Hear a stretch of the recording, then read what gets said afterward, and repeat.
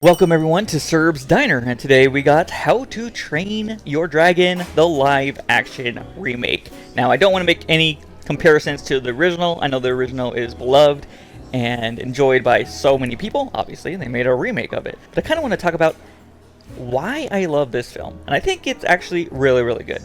And instead of comparing it to the original, I want to compare it to like Disney live action remakes. You know, the last live action remake that I saw from Disney was The Little Mermaid.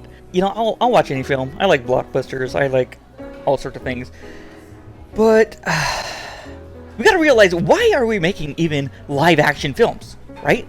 Obviously for money. You gotta get that money. People are going to see it. Whatever. It kind of sucks.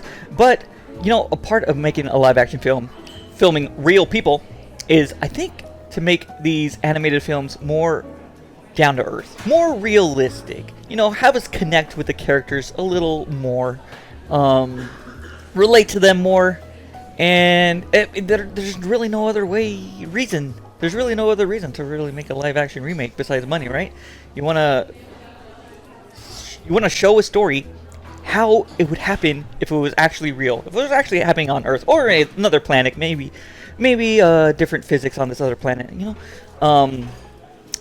And I remember watching The Little Mermaid, and it was whatever. It was following the same beats, you know.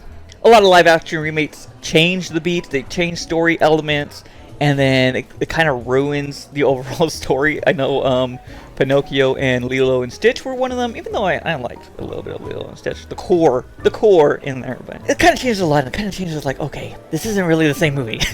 But Little Mermaid followed a lot of the same beats, but there's one scene in that film that I was like, okay, you know, why are we even doing this?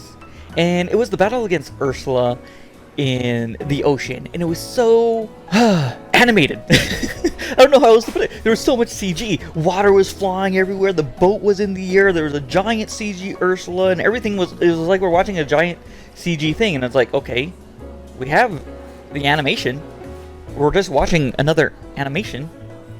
Why are we doing this? It's supposed to be live action. Show me something real. Show me something that would actually happen. You know. I hate to use the word grittiness, but like, show us a little grit. You know, I know it's Disney, but are you just trying to make money, or what are we at the end of the day trying to do here? Just remake it with real people, and that's it. I mean, we have animated everything else. Animated boats, animated water, animated side characters, animated everything. I just didn't understand when it came to those. I haven't really watched a lot of the live action remakes from Disney, but you know, every once in a while I was like, I'll watch one, I'll see if I like it, I'll watch one, and it's just like, no, it's not. What's the point, right? So then we get to How to Train Your Dragon, and going into this, that's always something that I'm like watching out for. It's like, are they gonna make it too fake? Are they gonna make it like another animated thing? And I know a lot of people are just looking for, make it the same story just with real humans, but I want it to feel real, you know. Part of why I love movies is it feels like this is something that's happening in another world. Like, oh, that's so cool, you know. I wish I could be there. But if it's just like some fake world with fake physics and fake everything, it's like, you know, the magic's lost. I feel like with How to Train Your Dragon, they did it so well. It felt realistic at a lot of points, and yeah, emotionally I was able to connect with these characters a lot, and I did actually like tear up during this film, because I was able to not only relate to the core story, but it felt so real. Like, this is actually something would happen. I'm like going to tear up just talking about this movie because I thought it was great. Very faithful to the original. I give it 4 out of 5 stars for sure. I love it. I can't wait to see the sequel. I have not seen the animated sequels. I don't know if I want to see the animated sequels. I might see the next one because I kind of want to see where the story goes. But as far as the third one, I'll maybe hold off a little bit. I know people like all of them. I've seen some people say they like the second one the most. I see some people say they like the third one the most. I do, however, feel like there were some weak points in this movie. And I just want to talk about it. Spoilers. I feel like the sidekick... What's his name? I feel like Snoutlout. Sorry, I don't know their names. Okay, I feel like Snoutlout had a lot going with his dad in like trying to prove something to him. And although it was kind of resolved in the story, with the dad like finally recognizing his son and being like a hero. You know, we never really got them talking together, right? And I feel like that's even just a few seconds. That's a little bit of a missed opportunity. Them together, maybe a hug or something. Maybe I just missed it. Maybe it was going on at the background. You know, I was getting emotional towards the end there. I thought that was something that should be added. Hopefully, it's addressed in the sequel. I don't know. But also another thing that like threw me completely off guard with this movie. I felt like Snoutlout and Astrid, like there was something going on there. Like obviously Snoutlout has a crush on Astrid, right? And obviously Astrid was kind of like wants to be the top dragon slayer or whatever they were called, but I felt like there was something going on between Astrid and Snoutlout, or at least Snoutlout wanted something to be going on.